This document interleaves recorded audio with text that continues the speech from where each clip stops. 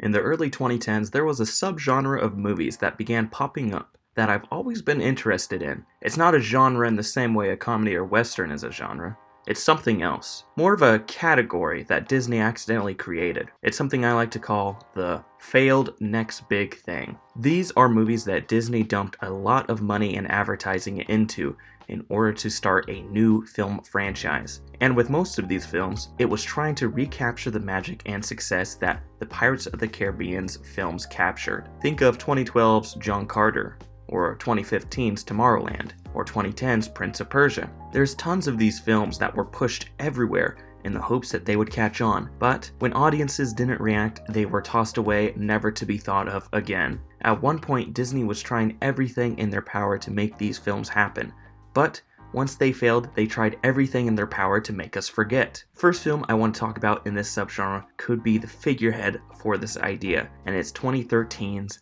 The Lone Ranger. In this video, I want to examine the history of this forgotten film and try to uncover the mystery of why this film crashed and burned so badly.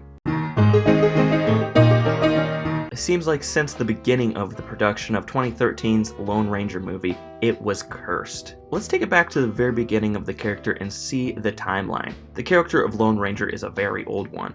Originally beginning as a radio show in 1933, the series became so popular it spawned a long line of different TV shows, comic books, and films, with the most popular adaptation being a TV show that ran from 1949 to 1957. However, by the turn of the century, as interest in the Western genre overall waned, the character became less popular, and adaptations of the story slowed down. In 2002, there had been a streak of no Lone Ranger content, with the last feature film being in 1981, which led to Columbia Pictures picking up the film rights so they could make a modern retelling of the classic story. So, pre-production went ahead on this film, with screenwriters being attached to start writing the first draft. Then more screenwriters were brought in to rewrite the movie. Then Columbia started shopping the film rights around. Then it bounced around until it finally landed in the hands of Jerry Bruckheimer, who brought it to Disney, who finally decided to go ahead and make the film. By this time it's 2008, a whole 5 years after the film rights were originally bought. Johnny Depp was brought on to play Tonto, we'll get to this later, and the script was rewritten again. The role of director changed a few times until Gore Verbinski was ultimately chosen for the project. Now, it's been 2 years later and it's 2010.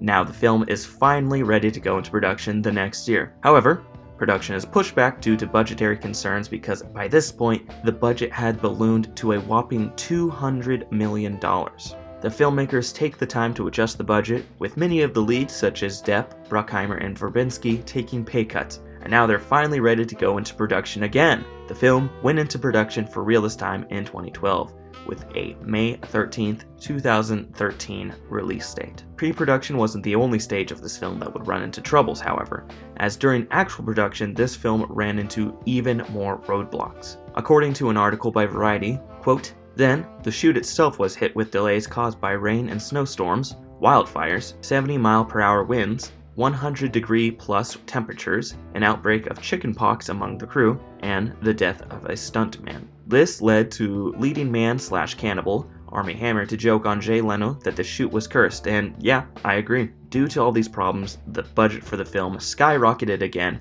passing the $200 million mark and ending up more around $250 million, not including marketing. The film was pushed back for a final time and officially opened on July 3rd, 2013. And after all this time of production hell and overcoming numerous obstacles, was the wait finally worth it in the end? No, not really. Taking into account the budget and marketing, this film needed to gross at least $800 million to break even. Original reports estimate that the film would have a $60 to $70 million opening weekend at the box office. The actual numbers ended up being just shy of $50 million, with $48.9 million weekend debuted, not even being at the top of the box office for that weekend. And what was the film that did, you may ask? Well, Despicable Me 2, of course. Despicable Me 2 brought home $142 million between that Wednesday and Sunday, against a $76 million budget. Good news for Gru, bad news for John Reed. The film ended up only grossing $89 million in the US during its theatrical run. So, The Lone Ranger didn't land with audiences here in America. Could the overseas market save this film from financial ruin by grossing $710 million? No. The film made $171 million overseas for a final worldwide gross of $260 million. And just like that, 2013's The Lone Ranger took the spot for one of the biggest box office bombs of all time. Don't worry, it's only second on the list, right after Disney's other failed next big thing, John Carter, which will be a video for another time. Not only was the box office bad, but the reviews were bad too. The film currently holds a 31% on Rotten Tomatoes and a 2.6 on Letterboxd. Most of the criticism is focused on the bland script, bloated length, and blaring action overkill. Film critics had a field day dunking on this movie, really holding nothing back. I mean, just check out some of the reviews on Rotten Tomatoes. However, the film did end up getting nominated for 2 Oscars, those being Best Visual Effects and Best Makeup and Hairstyle. Although it didn't win those awards, it did win a Golden Raspberry Award for Worst Prequel, Remake, Ripoff, or Sequel, so at least it was first in something. And as the film limped toward the finish line, the Lone Ranger sequel was quietly put to rest, never to be spoken of again.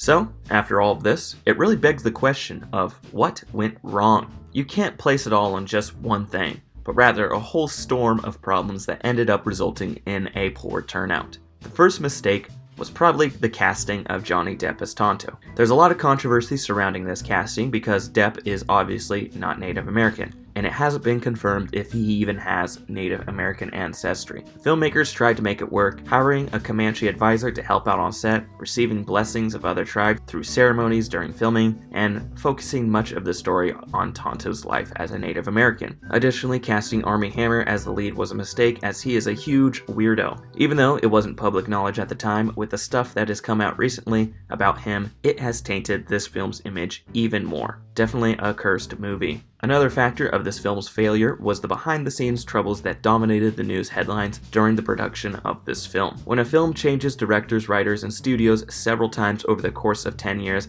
it's usually a bad sign. The release date being pushed back numerous times didn't help either. Crew member Michael Andrew Bridger sadly losing his life during production also left a stain on the production. Perhaps the biggest reason for this movie's failure is the simple fact that westerns aren't as popular as they once were. According to USA Today, the western genre makes up less than 1% of ticket sales since 1975. Just look at the string of big budget westerns that flopped in the years leading up to Lone Ranger's release in 2013. In 1999, Will Smith's Wild Wild West made only $222 million against a $170 million budget, and was universally critically panned. In 2010, Jonah Hex, starring Josh Brolin, tanked, only scraping by $11 million in the box office with a $47 million budget, and was also panned by critics and audiences. The next year, in 2011, Jon Favreau's Cowboys vs. Aliens only made $175 million on a $163 million budget, and once again was disliked by audiences and critics. By 2013, the big budget western movie had left a sour taste in everyone's mouth, and no one was really interested in seeing that type of film anymore. The western genre had been regulated to the mid to smaller budget type flick, with most of the successful western movies made in that budget region. Additionally, even though Lone Ranger is a popular character, most audiences today don't really care or know of him. This character was most popular in the 1930s to 1960s, and this is not the demographic that Disney was trying to sell this movie to. The Lone Ranger was being pushed as the next Pirates of the Caribbean, which is a blockbuster franchise that appeals to families and all ages, particularly the younger crowd, so they can sell more toys and merchandise. I remember Lego coming out with a whole Lone Ranger wave of sets, and a few that I got and still have to this day. I mean, I still love them. It's obvious Disney was trying to reintroduce this character to a new generation, so they would have a big fan base of new fans that they could make 20 more sequels off of, but it didn't work. This film tried so hard to recapture the magic of those first 3 Pirates films, even hiring the same director, producer, and lead actor to try and convince audiences to come and see this thing.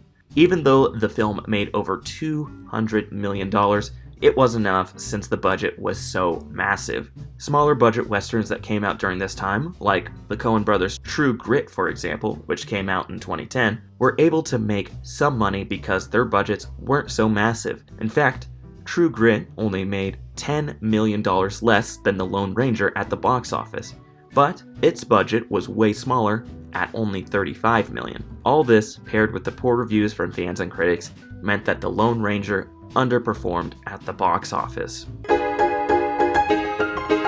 Now that I've explored the history of the production and release of The Lone Ranger, I want to talk about my personal thoughts on the movie itself. I think that the film is just okay. It's not the worst thing ever, but it's also not some misunderstood masterpiece. It's simply a movie that had great potential, but ended up being mediocre. Perhaps I have a soft spot for this movie since I'm a big fan of westerns, and I saw this movie when it first came out in theaters when I was a kid. But even as a kid, I remember being a little disappointed in the film. This Letterboxd review by David said it best: two of the best set pieces in modern blockbuster history sandwiching 100 minutes of white noise.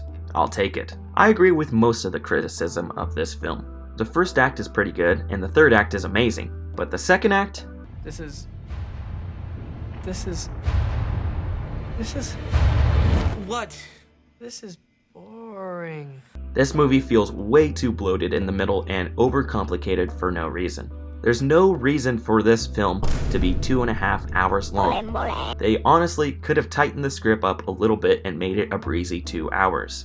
And I just don't like the leads. I think they were both miscasted. Johnny Depp is obvious, but I just do not like Armie Hammer's portrayal of the Lone Ranger. This could also be due to the way that this character is written. Throughout the film, John Reed is portrayed as a bumbling fool, and he doesn't really become competent until the third act. Now, making fun of the lead works if you do it sparingly, but when it's the only source of comedy that the film has, it makes the audience wonder why they should even care about the character. In the first 2 acts, John Reed is really annoying and not very likable. He doesn't turn into the iconic Lone Ranger until the last 30 minutes of the film, and that's the best part of the movie. Also, this movie is afraid of committing to some of the more cartoonish features of the character. Throughout the whole movie, there's a running joke about how the mask is stupid, and it makes it seem like the filmmakers were afraid to fully commit to it, and the fear of it being considered lame.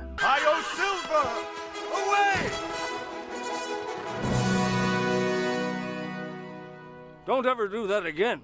The film takes itself way too seriously, which ends up being its downfall. Although the aspect of the film that made me feel uneasy is the inconsistent tone.